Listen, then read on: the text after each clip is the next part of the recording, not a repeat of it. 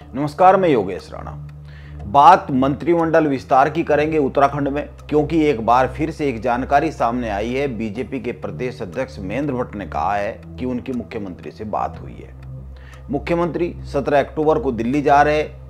शीर्ष नेतृत्व से हरी झंडी मिलने के बाद जल्द ही कैबिनेट का विस्तार किया जाएगा। यह बात बीजेपी के प्रदेश अध्यक्ष महेंद्र भट्ट ने कही है। हालांकि बीजेपी के प्रदेश अध्यक्ष महेंद्र भट्ट पहले भी कई बार मंत्रिमंडल विस्तार की बहुत सटीक जानकारी दे चुके हैं। वो कई बार समय रख कर कह चुके हैं। फिर भी इसीलिए सवाल यह उठता है कि आखिर उत्तराखंड में बीजेपी कैबिनेट का विस्तार क्यों नहीं कर पा रही है, जबकि इस वक्त बीजेपी के लिए यह इतना जरूरी हो गया है उत्तराखंड में जितना जरूरी शायद ही कोई दूसरा काम हो।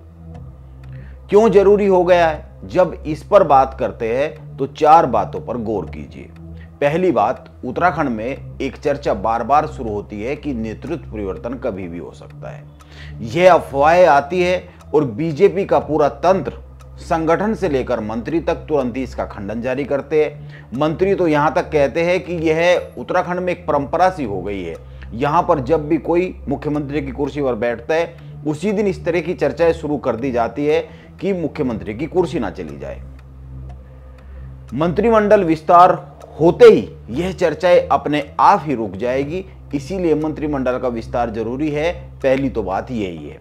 और दूसरी बात, मंत्रिमंडल विस्तार ना हो पाने के पीछे एक कारण यह समझा जाता है कि बीजेपी के जो गुट है उनके बीच मंत्री कौन कौन बनेंगे उनके नामों पर सहमति नहीं बन पाती है। मंत्रिमंडल विस्तार नहीं हो पाता है। यह बातें चर्चा में आती है। बीजेपी इसको भी अफवाह करार देती है, लेकिन अगर मंत्रिमंडल का विस्तार होता है तो ये बातें भी रुक ही जाएगी। बहुत सारे लोग उम्मीद लगाए हुए बैठे, बार बार एक लिस्ट जारी की जाती है कि ये मंत्री बन सकते हैं, ये विधायक दौड़ में शामिल है। बार बार चर्चा चलती है, बहुत सारे नाम सामने आते हैं, बार बार खेमेबाजी की बात सामने आती है। इसीलिए मंत्रिमंडल विस्तार होते ही मंत्री अपने काम पर और संगठन अपने काम पर लग जाएगा, क्योंकि चुनाव भी अब बहुत दूर नहीं है। एक साल सवा साल की दूरी पर चुनाव बहुत दूर नहीं माना जाता। संगठन एक साल पहले तो पूरी तैयारी ही शुरू कर देते हैं। और तीसरी बात, प्रदेश में बीजेपी में संतुलन हो जाएगा।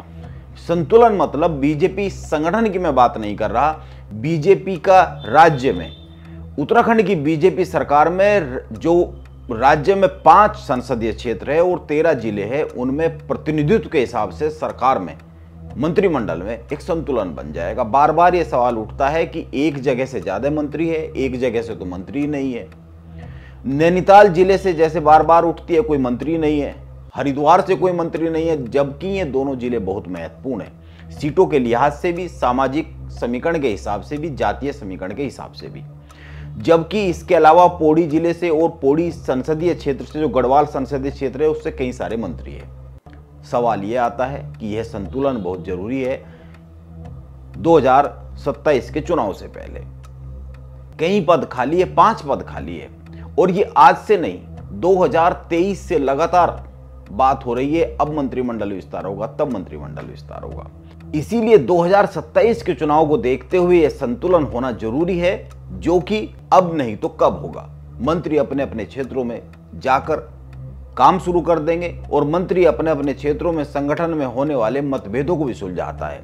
अगर आप देखें तो, जो कि संगठन में अलग अलग होते रहते हैं, हर क्षेत्र में, वो जिला हो या संसदीय क्षेत्र हो, किसी एक का कद बड़ा होता है संगठन में, किसी दूसरे का कद छोटा होता है। संगठन में एक दूसरे को आगे पीछे करने की होड़ लगी रहती है, लेकिन मंत्री उस अपने अपने क्षेत्र में इस संतुलन को साधता है।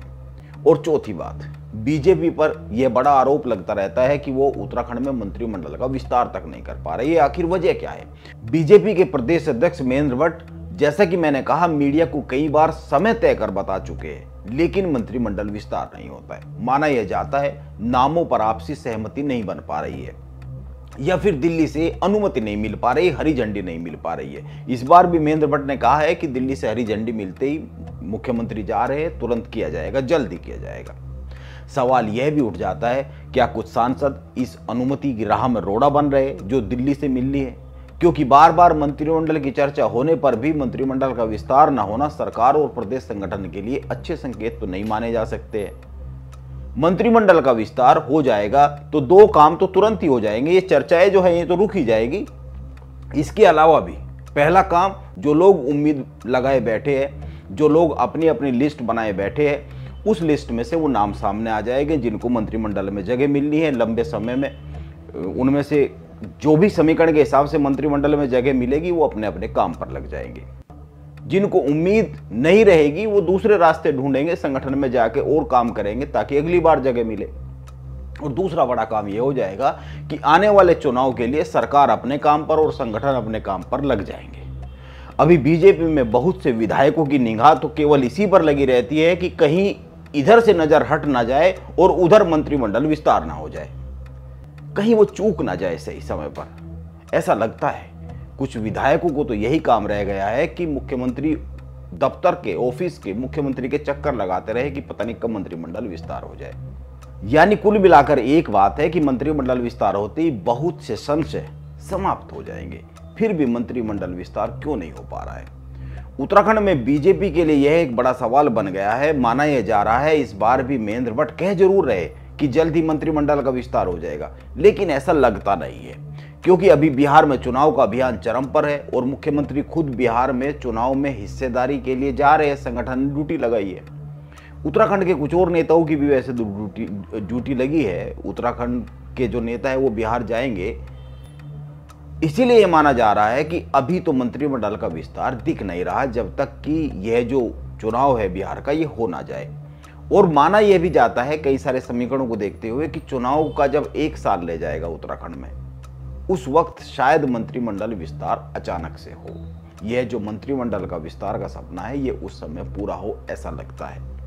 बाकी आने वाले समय में क्या होगा यह जल्द पता लग ही जाना है। नमस्कार, मैं योगेश राणा।